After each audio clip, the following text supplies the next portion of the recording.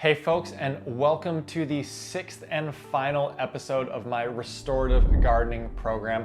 And today we are going to be entirely focused on how to go about growing one of my all-time favorite crops, garlic.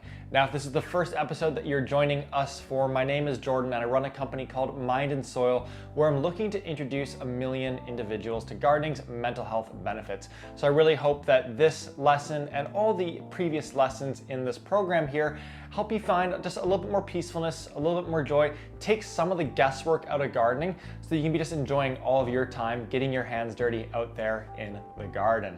And so with that being said, I want to go ahead and start diving into today's lesson on really how to go about growing garlic. And we're going to go from seed all the way through to harvest here. And this is something that I absolutely love to grow and have had a ton of success with over the course of the last few years. So just take a look at this picture here and just kind of the comparison of the size of garlic that I am now harvesting out of my garden relative to that I purchased at the store. And by the end of today's episode, you're going to have everything that you need in order to get similar results in your garden here. And so for today's lesson, we're going to break it down into 3 key components: the fall phase, the spring phase, and then the summer phase. And truthfully, the majority of the work for growing really amazing garlic happens in the fall when we're planting our babies into the ground so that they can overwinter and then begin to grow and bulb up the coming spring and summer. And so that's gonna be the first part that we dive into, and I really encourage you to kind of buckle in for the next 10 to 15 minutes here, because you're gonna get lots and lots of information, but if you apply all that information, then you're gonna be rewarded with absolutely beautiful garlic next spring and summer. And so the first thing that we need to figure out is what variety of garlic do we want to be growing? And garlic falls into 2 primary families: the soft neck varieties and the hard neck varieties. So if you're in a warmer climate, say zone 9 or higher, then you could go about growing a soft neck variety. These are much better suited for your warmer environments and will really struggle in colder and harsher climates. And then if you're in a colder climate, say zone 8 and below, then I really encourage you to go down the path of trying a hard neck variety. This is what I grow at my house here in zone 7B, and ultimately it performs incredibly well in the colder environments, the colder winters that we get here a little bit further up north. And when it comes to hardneck varieties, 3 of the most popular varieties include Majestic, Chestnut, and my personal favorite, Red Russian garlic. But even more important than that is not just grabbing the right variety, but to plant the biggest cloves of that variety that you can. And so last year, I actually did an experiment where I planted 15 of the smallest Red Russian garlic cloves that I could find and 15 of the largest Red Russian garlic cloves that I could find.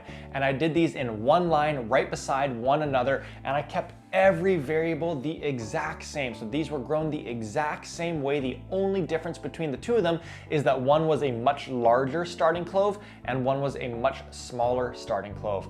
And so the following summer, about 9 months later, was ultimately harvest time, where we got to see what the results were of this experiment. And it was night and day difference. So these small cloves, that yielded a total of 438 grams of garlic, which is a really good harvest. And as we can see, really beautiful heads of garlic that were coming from these smaller cloves.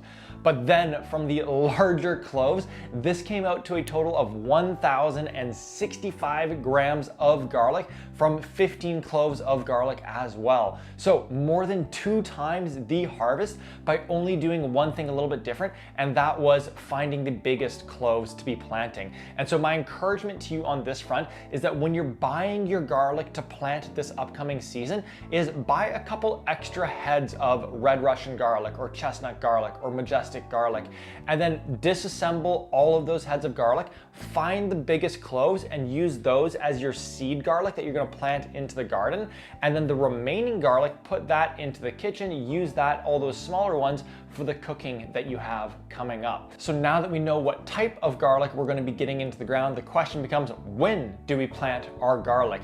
And every crop that we kind of talked about so far, tomatoes and zucchinis, basil, etc., those are all planted kind of in the spring and summertime to make the most of those summer months. But garlic, we actually plant it in the fall so that it can go dormant through the winter and overwinter before beginning to grow in the spring the following year. And so if you're in a colder climate such as zone 3, 4, 5, then you can plant your garlic at the beginning of October. Now, if you're in kind of a more moderate climate such as zone 6, 7, or 8, then you can really plant anytime from the beginning of October up until around November 15th. And then if you're in one of the warmer zones, then you're going to want to wait until about November 1st in order to get your garlic into the ground. But do know that regardless of your zone, you have a lot of flexibility on this front. Just make sure that you get your garlic into the ground at some point in the fall before the ground freezes for the winter. And if you do that, then it's going to do everything that it needs beneath the surface through the winter to ultimately bulb up and become a beautiful head of garlic this coming summer. And so let's now assume that it is late summer and that we are just kind of on the precipice of the fall and ultimately planting our garlic. We're probably starting to think through, okay, what should we be doing with the soil in order to prepare it for the garlic planting? And so if you watched lesson number 3, I do a full deep dive on soils and kind of how to go about establishing a raised bed or a container. And in that lesson, I cover that my personal preference at the moment is to use a blend that is 75% compost and 25% vermiculite. And so if you're establishing a new container or a new raised bed, my encouragement would be to use this mixture, and all that you need to do is in a wheelbarrow mix up the 3 parts compost, 75% compost, and then 1 part vermiculite, 25% vermiculite. Pour that into the container or the raised bed that you're planning to plant, and keep on filling that up until it's kind of 1 to 2 inches from the top surface, and then you're all set and have that soil established and ready to go. Now, if you have an established garden bed and you've been adding compost to it on a regular cadence over the past years, then all that you need to do in this instance is simply add another 1 to 2 inches of fresh compost into that bed. This is going to give it that little boost and that investment or that deposit of nutrients and microbes, so that when we plant the garlic in there, it's being planted into a really, really rich environment. And so now with our soil prepped, we are really all set to begin planting our garlic into the beds here. And the question becomes, at what spacing intervals should we go with? And at what depth should we put the garlic into those beds? And so on this front, I did another really cool spacing experiment last year, where I planted a whole bunch of garlic at 6-inch intervals. So every 6 inches, there is a new clove of garlic. And then I did another set of garlic that was at 6-inch off-centered spacing. So what this means is that right in the middle between each of the 6-inch rows was another row of garlic. And that effectively means that there's about 3 inches between each of the cloves when we go on the diagonal. But by going on the diagonal, still a good amount of room in there. So what this means is that if we were to have a 4-foot by 8-foot raised bed and plant at 6-inch spacing, we can fit 78 cloves of garlic into that bed. But if we go at 6-inch off-centered spacing, then we can fit 138 cloves of garlic in the exact same amount of space. But does it grow as well? So with this experiment, I let both of those sets grow. One set at 6-inch spacing and the other set at 6.5-inch spacing. And then I harvested it in the late summer, and I kept every variable the exact same all through the experiment. So the only difference between the two was the amount of space that each of them had for planting.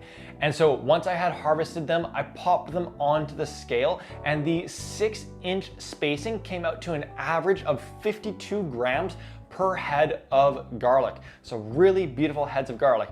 And then the 6-inch off-centered spacing, that came out to an average of 41 grams per head of garlic. So a little bit smaller than those that were planted at 6-inch spacing. However, keep in mind that we were able to plant 138 cloves of garlic in the 6-inch off-centered spacing bed versus 78 cloves in the 6-inch spacing bed. And so what this means is that the total yield for a 4-foot by 8-foot raised bed at 6-inch spacing comes out to 4,056 grams. But then at 6-inch off-centered spacing, because it climbs to 138 cloves, we'd be able to harvest 5,658 8 grams of garlic from the exact same planting space. And so all this to say is that neither approach is right or wrong. You can grow garlic at 6-inch spacing, you can grow garlic at 6-inch off-centered spacing. This is where it really comes down to what your personal preference is. If you're looking for those really big, huge heads of garlic, then consider going with 6-inch spacing. But if you're looking for maybe more volume or you've got more mouths to feed, then go ahead and go with the 6-inch off-centered spacing. And that will give you a greater volume of garlic coming out of your garden this coming season. So let's just assume though for today that we're going to go off of 6-inch spacing. So what I now do is I grab my hori-hori knife and it has a measuring tape etched into the back of it, and I'm just going in 6-inch intervals and going down and making a little hole there about 4 inches in depth. So I go over 6 inches and then I push down and make a hole 4 inches deep where we're going to be ultimately planting our garlic into. Now, once I have measured out all of the holes, just before we put the garlic into the bed, what I'm going to do is I'm going to put about half of a handful of worm castings into each one of these holes. So I just sprinkle it in, and this is once again adding even more microbial life right where we're going to be planting our garlic. So again, we're really setting our babies up for success here, having them in an absolutely incredible environment from the moment that we put them into the garden. And once you've put the worm castings into the bed, we're now all set and ready to put our garlic cloves in. So what you're going to do is with the flat end pointing down and the pointy end facing up, you're simply going to push that into each one of the holes that you have dug there with your hori-hori knife, and you're going to put it in about 4 inches deep. So definitely make sure that it's down there nice and deep. We don't want it near the surface because it's about to go through the winter, and that soil above it is going to insulate it from any of those really cold snaps that we see this coming winter. And once you have put all of your garlic cloves in, you can then just backfill it with the surrounding soil. And the last thing that we need to do in the fall phase here is simply put down a leaf mulch over top of the garlic here. And so this leaf mulch, it kind of serves as like an insulation or a warm blanket for them to again create more of a layer to separate the cold winter air from the garlic that is in the bed beneath the surface there. Whew. And with the leaf mulch down, you have fully completed the fall phase of planting and growing garlic. And like I mentioned, the vast majority of the work happens in the fall. And now you get to enjoy the fruits of your labor come the summertime, this upcoming summer. So again, I really encourage you to really kind of like focus in on that fall phase, really do all of those steps there, because just doing all of that is going to set you up for such an amazing harvest this coming spring and summer. And so the question kind of becomes like, okay, we now go through the winter and what happens? And so over the course of the wintertime, we do nothing whatsoever. We leave the leaves down on over top of that garlic, and we just allow it to make its way through the wintertime. Now, as we get into the early spring, kind of like February or so, depending on the zone and the region that you're in, we begin to enter into the spring growth phase. And the first thing that we're going to notice is our garlic babies beginning to poke through the surface. And this is always such an exciting moment because it's kind of the first signs of spring. They're always going to be one of the first plants that begins to show its very first bits of growth because they are so hardy. So keep your eyes peeled, and again, kind of February, late January in the really warm zones, all the way to like late February in the cooler zones for those first little shoots of garlic to come through the surface. And you still don't need to do anything. Wait until all of the garlic is up and about kind of like 3 to 4 inches in height. And at this point, we enter into the spring growth phase. And so what you're going to do here is you're actually going to remove that leaf mulch. It has served its purpose. We're going to get it out of there because there isn't any really nutritional value in there. And what you can do is you can move all of those leaves into your compost pile to allow it to continue to break down into finished compost that you would then be adding at a later point into the garden. So once you've removed all the leaves, we now want to give this garlic a really big boost of nutrients because it's about to go into its growth phase with the warm spring days, the longer days, more sunlight. We want it to have everything it needs to absolutely thrive through the spring here.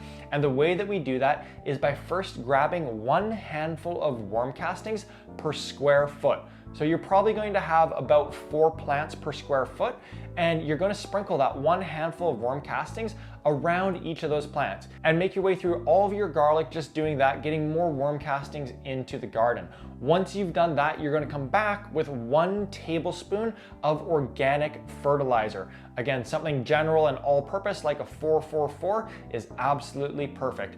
And you're going to do that 1 tablespoon per square foot for the entirety of the bed as well, and just gently be massaging and working that into the soil.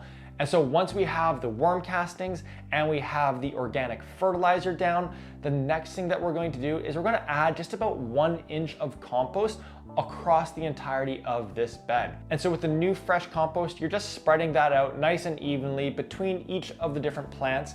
And this is adding more nutrients into the soil so the plants have all the nutrients that they need to really thrive.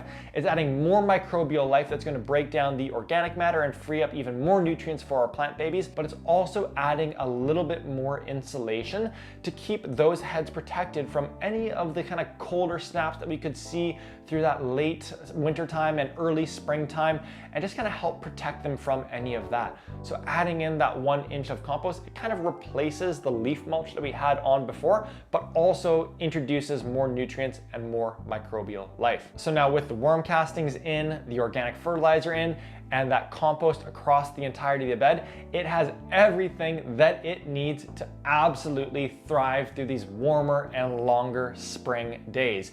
And so during this growth phase, you don't need to do anything here. You just allow them to continue to grow, and you've done all the work at this point. And that brings us all the way to the summertime, and really where we start to think through harvesting and when do we go about harvesting our garlic. And so when it comes to harvesting garlic, there's really 2 key signs that we're going to look for. And the beauty of this is that it's going to vary for each and every one of us depending on our growing zone, but also the local weather that we've had in each of our regions that specific year. So the beauty of this is that every single one of us can use these 2 signs to know that it is time to harvest garlic. And the first of those signs are when the garlic scapes emerge. So in probably about late June to early July, you're going to notice these little kind of like twirly spikes that come out of the very end of your garlic plant.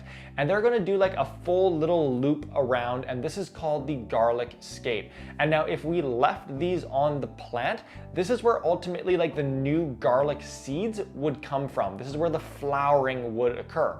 But leaving it on the plant and going through that process takes a lot of energy away from the bulb development beneath the surface. So what we actually want to do is we want to harvest all of these garlic scapes off of the plant.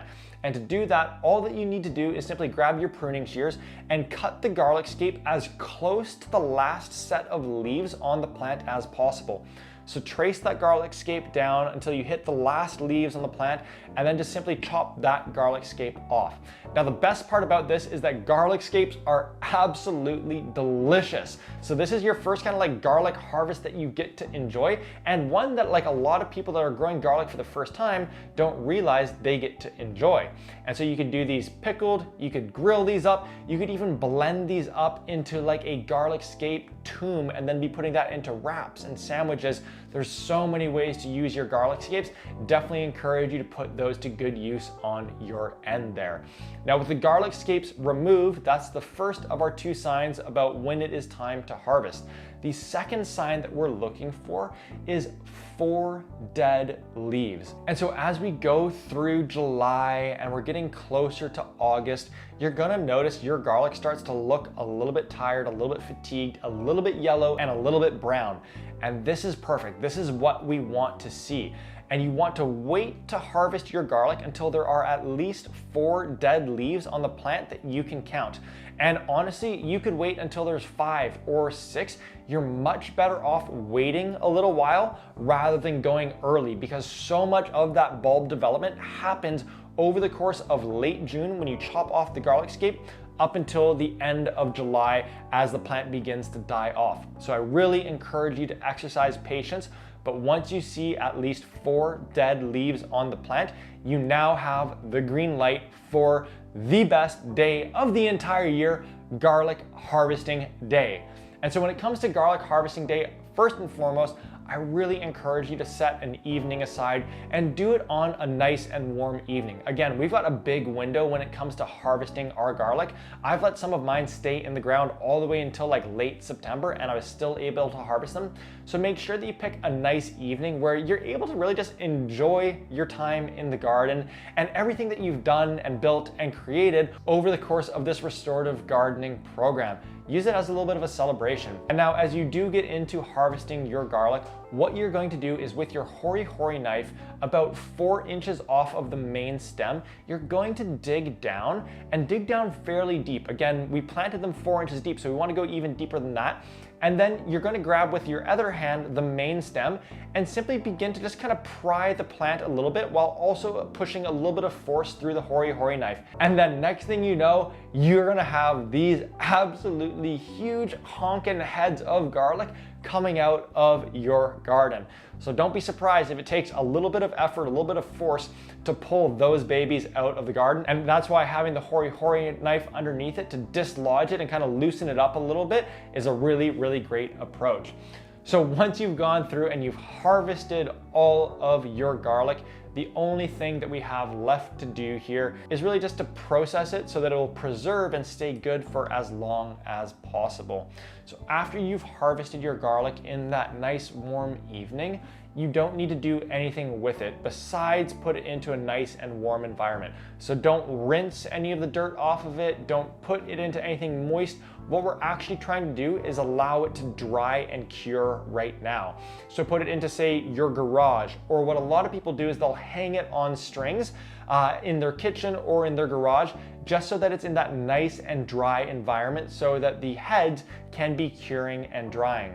And you're going to do this for about 14 days, and after 14 days, all that you need to do is basically just tidy up the plants. So about 2 inches above the head, you're going to chop the main stem or the neck of the plant and remove all of that stem, so it is just the head plus the roots.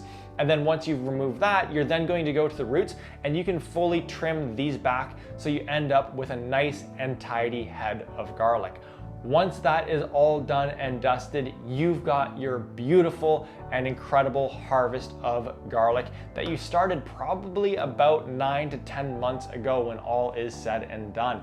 But as I mentioned, folks, the majority of the work happens in the fall time, so I really do encourage you to kind of just buckle in for that stretch and really be intentional with getting your garlic into the ground with a well-prepped soil and with the right spacing for your preferences.